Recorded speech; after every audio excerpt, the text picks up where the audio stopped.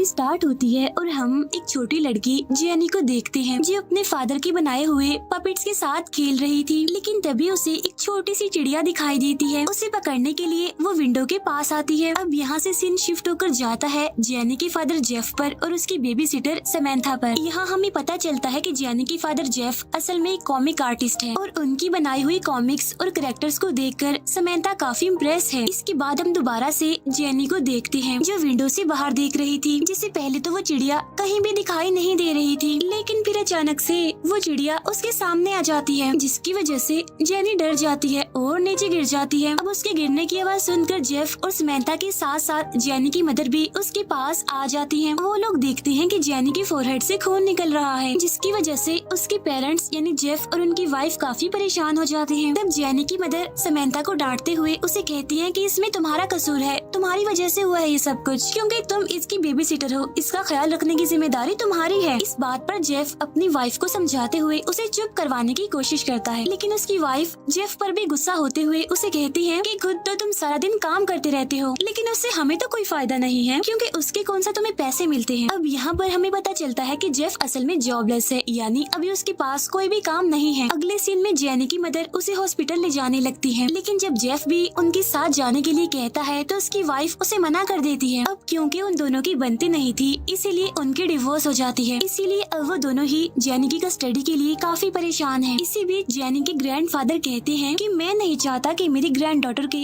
ऐसे ही बार बार चोटें लगती रहे लापरवाही की वजह से। अब वो जेफ को कहते हैं कि अब क्योंकि तुम्हारे पास तो जॉब नहीं है इसीलिए तुम अपना ख्याल तो रख नहीं सकते, अपनी बेटी का कैसे रखोगे। तब ये सुनकर जेफ दुखी होते हुए अपनी वाइफ से पूछता है कि आखिर तुम मेरे साथ ऐसा क्यों कर रही हो। ये सुनकर वो कहती है कि मैं जानती हूँ कि तुम अपनी बेटी यानी जेनी से प्यार करते हो, लेकिन अभी तुम उसका ख्याल रखने के काबिल नहीं हो, तुम उसका ख्याल रख ही नहीं सकते। इसके बाद जेफ की वाइफ उसे कुछ पैसे देते हुए कहती है कि ये कुछ पैसे तुम रख लो, इससे तुम अपनी लाइफ का एक न्यू स्टार्ट ले लेना और जेनी को मेरे पास ही छोड़ दो। लेकिन जेफ उसकी इस ऑफर को लेने के लिए इनकार कर देता है। इसके बाद जेफ जब अपने घर जाता है तो अपनी बेटी की पुरानी वीडियोस देखकर उसे काफी मिस करने लगता है। नेक्स्ट डे वो अपनी बेटी जेनी के साथ एक रेस्टोरेंट में जाकर वहाँ अपनी वाइफ के आने का वेट करने लगता है। इसी दौरान जेफ के पास उसकी वाइफ की कॉल आती है और वो उससे कहती है कि देखो जेफ, तुम बेवकूफी कर रहे हो, तुम्हें कॉन्ट्रैक्ट पर साइन कर देना चाहिए जिससे कि सब कुछ ठीक हो जाए, हम सभी खुश रहें। लेकिन जेफ उसकी इस बात का कोई भी जवाब नहीं देता। तभी जेफ के पास उसके कॉलेज का फ्रेंड आता है जिसने 1 साल पहले ही अपनी कॉमिक बुक्स की कंपनी खोली होती है। तभी ये सुनकर जेफ को काफी खुशी होती है, लेकिन जब वो जेफ से पूछता है उसकी लाइफ के बारे में तो जेफ उसे सब कुछ बता देता है कि उसकी लाइफ में कितनी प्रॉब्लम्स चल रही हैं और तो और वो जॉबलेस है, अभी बेरोजगार है। तब ये सारी बातें सुनकर जेफ का फ्रेंड काफी हैरान होता है क्योंकि जेफ उन सब में सबसे बेस्ट आर्टिस्ट हुआ करता था। और तभी जेफ के पास फिर से उसकी वाइफ की कॉल आती है जिससे जेफ को पता चलता है कि वो तो गलत रेस्टोरेंट में आ गया है क्योंकि उसकी वाइफ ने उसे जहाँ पर बुलाया था वो कोई दूसरा रेस्टोरेंट था। तभी जेफ अपनी वाइफ को अपने उस कॉलेज फ्रेंड के बारे में भी बताता है कि आज मैं उससे मिला हूँ और मैं उसके साथ मिलकर काम करने वाला हूँ। लेकिन जब ये बात जेफ का फ्रेंड सुनता है तो वो उसे सिर्फ और सिर्फ कॉमिक बुक्स की इंकिंग यानी पेंटिंग का काम देने के लिए कहता है। तब ये सुनकर जेफ काफी हैरान भी होता है और डिसअपॉइंटेड भी क्योंकि वो तो एक अच्छा कॉमिक आर्टिस्ट था। ये सारी बातें जेफ की वाइफ भी सुन पा रही होती है, इसीलिए वो जेफ से कहती है कि मैंने सारी बातें सुन ली हैं, जॉब को हासिल करना इतना आसान नहीं होता। लेकिन अब क्योंकि जेफ की वाइफ का पूरा ध्यान तो कॉल करने पर होता है जिसकी वजह से उसका काफी बुरा एक्सीडेंट हो जाता है और उसकी मौके पर ही बहुत बुरी तरह मौत हो जाती है। उसके मरने पर जेफ और जेनी बहुत ज्यादा दुखी हो जाते हैं। फिर जब जेफ फ्यूनरल में अपनी वाइफ के बारे में लोगों को बता रहा होता है तो तभी वहाँ पर रखी हुई एक कैंडल गिर जाती है और दूसरी कैंडल की आग की वजह से जेफ की बनाई हुई एक पेंटिंग में आग लग जाती है, जिसकी वजह से पिक्चर में बना हुआ जेफ का चेहरा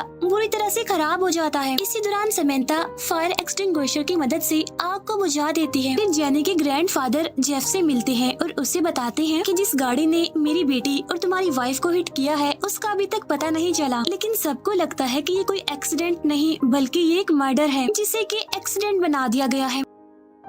नेक्स्ट सीन में जेफ एक रूम के सामने जाकर पहुंचता है, लेकिन तभी अचानक से उसका दरवाजा खुल जाता है और उसके अंदर से एक खतरनाक किस्म का पपेट निकलता है, जो कि बिल्कुल वैसा ही पपेट दिख रहा था जिसे जेफ ने अपने हाथों से बनाया था। वो पपेट डरावना दिखने के साथ साथ अलग अलग तरह के मूव्स भी कर रहा था। फिर वो बिल्कुल उल्टा होकर जेफ का पीछा करने लगता है और अब वो जेफ की तरफ बढ़ने लगता है, जिसकी वजह से जेफ काफी डर जाता है। लेकिन जैसे वो पपेट जेफ पर अटैक करने वाला होता है तो जेफ की आँख खुल जाती है। इसका मतलब ये था कि ये जेफ का नाइटमेयर था। लेकिन तभी उसे अपने सामने एक दूसरी पपेट दिखाई देती है। फिर अचानक से वो नींद से जाग जाता है और ये भी उसका नाइटमेयर ही था। नेक्स्ट डे वो बेबी सिटर समैंथा उसके घर आती है, जहाँ पर जेफ उसे अपनी बेटी जेनी का ख्याल रखने के लिए कहता है और खुद वो जॉब करने के लिए अपने फ्रेंड की कंपनी में चला जाता है। इसी दौरान वो बेचारा वहाँ पर इंकिंग का काम करने के लिए भी तैयार हो जाता है। तब ये बात उसके फ्रेंड को काफी हैरान कर देती है, लेकिन फिर भी वो बगैर कुछ कहे उसे जॉब पर रख लेता है। इसके बाद जेफ घर वापस आता है और समैंथा को अपनी इंकिंग की जॉब के बारे में बताता है, जिस पर वो कहती है कि मुझे तो ये जॉब अच्छी नहीं लगी क्योंकि ये जॉब आपके लिए नहीं बनी है, क्योंकि आप ज्यादा अच्छा डिजर्व करते हैं। वजह ये है कि आप एक काफी अच्छे आर्टिस्ट हैं। तब ये सुनकर जेफ कहता है लेकिन पेंटिंग का काम तो मैं घर में भी कर सकता हूँ, जिसका फायदा ये होगा कि साथ साथ मैं अपनी बेटी का भी ख्याल रख सकूंगा, वो मुझसे दूर नहीं होगी। इसी दौरान समैंथा जेफ को काफी इंसिस्ट करती है कि आप जेनी को उसके ग्रैंडफादर के घर ही छोड़ आएं, लेकिन जेफ इस बात के लिए साफ इनकार कर देता है और कहता है कि नहीं मैं ऐसा नहीं कर सकता, क्योंकि मैं अपनी बेटी से बहुत प्यार करता हूँ और वो मेरे साथ ही रहेगी। अब जब रात को जेफ काम कर रहा होता है तो उसे कुछ अजीब महसूस होने लगता है और उसे ऐसा लगता है कि कुछ तो अजीब है, कुछ तो गड़बड़ है और उसे खुद पर कंट्रोल भी नहीं रहा। इसीलिए वो जाने अनजाने में अपनी डायरी पर एक खतरनाक घोस्ट की पेंटिंग बना देता है और तभी उसके पास जेनी आकर कहती है कि पापा मुझे बहुत डर लग रहा है, मुझे ऐसा लगता है कि मेरे कमरे में कोई है। लेकिन जब चेक करने के लिए जेफ वहाँ पर जाता है तो उसे तो वहाँ पर कोई भी दिखाई नहीं देता। इसीलिए वो जेनी को अपने बिस्तर पर लेटने के लिए कहता है और तभी जेनी जेफ से पूछती है कि पापा क्या आप मुझे ग्रैंडफादर के पास भेज देंगे, जिस पर जेफ साफ इनकार करते हुए कहता है कि नहीं, बिल्कुल भी नहीं। इसी दौरान जेफ जेनी की बातें सुनकर काफी हैरान हो रहा था, क्योंकि जेनी खुद को बेबी कह रही थी और उसका बात करने का अंदाज भी काफी अलग ही था और वो अलग ही तरह से बिहेव कर रही थी। जब अगले दिन जेफ ऑफिस पहुंचता है तो वो गलती से अपने कोलीग को उस घोस्ट की पेंटिंग भी दे देता है जिसे कल रात उसने बनाया था। तब ये देखकर उसका कोलीग और उसका बॉस जो कि उसका फ्रेंड था, दोनों ही काफी खुश होते हैं और उसके घोस्ट के कैरेक्टर को देखते हुए उसका फ्रेंड फिर से उसे कॉमिक आर्टिस्ट बना देता है। इसके बाद सीन चेंज होता है और हम जेनी को उसके रूम में देखते हैं और उसे भी अपने रूम में वही पपेट दिखता है जो कि जेफ को अपने रूम में दिखा था। और जैसे जैसे पपेट उसकी तरफ बढ़ती है तो जेनी डर जाती है और अपने फादर जेफ को आवाज लगाती है। तब जेफ उसके पास पहुंचता है और उसे वहां से लेकर अपने रूम में आ जाता है। नेक्स्ट मॉर्निंग जेफ और जेनी रात हुए इंसिडेंट के बारे में बात करते हैं, जिस पर जेनी उसे बताती है कि मुझे रात अपने कमरे में एक मॉन्स्टर दिखाई दिया था जो कि बहुत ही डरावना था। तब इस बात पर जेफ उसे समझाते हुए कहता है कि तुम्हारे पपेट फ्रेंड भी तो डरावने दिखते हैं, लेकिन तुम उनसे नहीं डरती क्योंकि वो तुम्हारे दोस्त जो हैं। तभी सुनकर जेनी को लगता है कि शायद वो अपने रूम में दिखने वाले मॉन्स्टर को भी अपना फ्रेंड बना सकती है। फिर जेफ देखता है कि जेनी ने भी उसी घोस्ट की पिक्चर बनाई हुई है जो कि उन्हें दिखता है। तब ये देखकर वो काफी हैरान भी होता है और डर भी जाता है। इसी दौरान जेनी फिर से खुद को बेबी बुलाती है, इसीलिए जेफ अब ऑफिस पहुंचकर इस बारे में सर्च कर रहा होता है। लेकिन तभी वहाँ पर जेफ का कोलीग पहुंच जाता है और जेफ उसे इस सब के बारे में बताता है और उससे पूछता है क्या तुम भूतों पर यकीन रखते हो, जिस पर उसका कोलीग कहता है कि हाँ, मुझे लगता है कि घोस्ट सच में एग्जिस्ट करते हैं।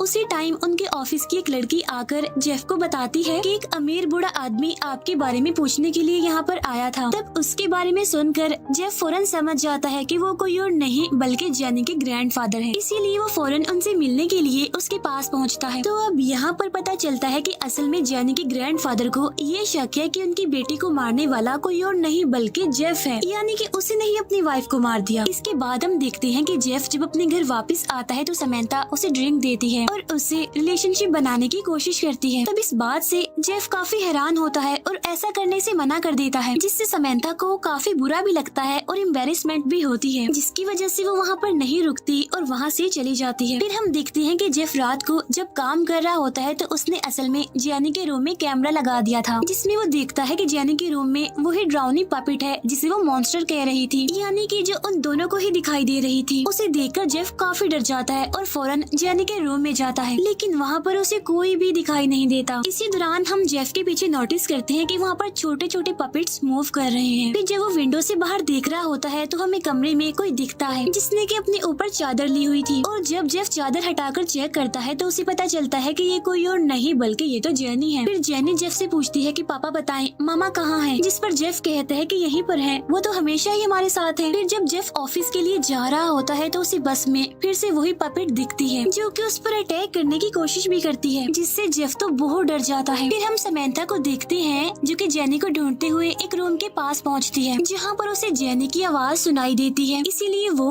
अंदर जाने की कोशिश करती है, लेकिन खुद ब खुद दरवाजा बंद हो जाता है। इस बात से वो काफी घबरा जाती है, लेकिन दरवाजा फिर से खुल जाता है और जेनी रूम से बाहर आ जाती है। ठीक उसी टाइम समंथा को भी वहाँ पर वही पपेट दिखती है, जिसकी वजह से अब वो भी बहुत डर जाती है। और जब जेफ वापिस आता है तो वो उसे भी सब कुछ बताती है, लेकिन वो ये भी कहती है कि शायद मुझे लगता है कि ये मेरा वहम होगा, तो इसीलिए वो उन बातों को इग्नोर कर देती है। लेकिन जेफ तो इस बात से काफी परेशान हो जाता है, इसीलिए वो उस रूम का दरवाजा अच्छे से लॉक कर देता है ताकि उसकी बेटी जेनी उसे दोबारा ओपन न कर सके। फिर जब जेफ जेनी के पास पहुंचता है तो वो उससे पूछती है कि क्या आप मुझे मॉम को देने वाले थे और उसके बदले में उनसे पैसे लेने वाले थे। तब ये बात सुनकर जेफ काफी घबरा जाता है, क्योंकि उसकी और उसकी वाइफ के अलावा किसी को भी ये बात नहीं पता थी। नेक्स्ट डे समंथा जब आती है तो वो जेनी को ब्रेकफास्ट देती है, जिसको खाते ही जेनी की तबीयत खराब होने लगती है, उसकी सांसें बंद होने लगती है और वो बुरी तरह से तड़पने लगती है। तब ये देखकर जेफ काफी डर जाता है और उसे इंजेक्शन लगा देता है, जिससे वो ठीक हो जाती है। लेकिन उसी टाइम झूमर का एक स्क्रू ढीला हो जाता है, जिससे वो खुलकर समंथा के सर पर लग जाता है और वो गिरकर बेहोश हो जाती है। अब यहाँ पर हम देखते हैं कि ऐसा करने वाली कोई और नहीं बल्कि वो पपेट ही होती है। अब क्योंकि समंथा ने काफी पहले ही पुलिस को कॉल कर दी थी, इसीलिए पुलिस वहाँ पर आती है। तब जेनी को देखकर पुलिस को ऐसा लगता है कि शायद उस पर जुल्म किया जा रहा है, उसे टॉर्चर किया जा रहा है, इसीलिए वो जेनी से बात करने की कोशिश करते हैं, जिससे उन्हें कंफर्म हो जाता है कि ऐसा कुछ नहीं है जैसा वो सोच रहे हैं। अब इसके बाद हम देखते हैं कि जो पपेट जेनी और जेफ को नजर आ रही थी वो कोई और नहीं बल्कि असल में जेनी की मदर ही है। फिर वो पपेट यानी जेनी की मदर समंथा के रूम में जाती है और उसे मारने की कोशिश करती है, जिससे समंथा की आंख खुल जाती है और वो काफी डर जाती है। फिर वो डरते हुए जेफ के पास पहुंचती है और उसे बताती है कि इस घर में कुछ तो ऐसा है जो काफी डरावना है, साथ साथ वो काफी खतरनाक भी है, और मुझे लगता है कि वो कोई और नहीं बल्कि आपकी वाइफ है, जेनी की मदर है, जो कि हम सबको परेशान करने की, मुझे मारने की कोशिश कर रही है। तब ये सुनकर जेफ उसे कहता है कि अभी तुम्हारी तबीयत ठीक नहीं है, तो इसीलिए तुम घर चली जाओ ताकि तुम थोड़ा सा रेस्ट कर लो। फिर जेफ अपनी बेटी को भी उसके ग्रैंडफादर के साथ भेज देता है। फिर रात को जेफ मैजिक करके अपनी वाइफ से बात करने की कोशिश करता है। तब उसकी वाइफ उसे दिखाती है कि कैसे उस दिन उसका एक्सीडेंट हुआ था। फिर फौरन ही उसकी वाइफ पपेट के रूप में उसके सामने आ जाती है।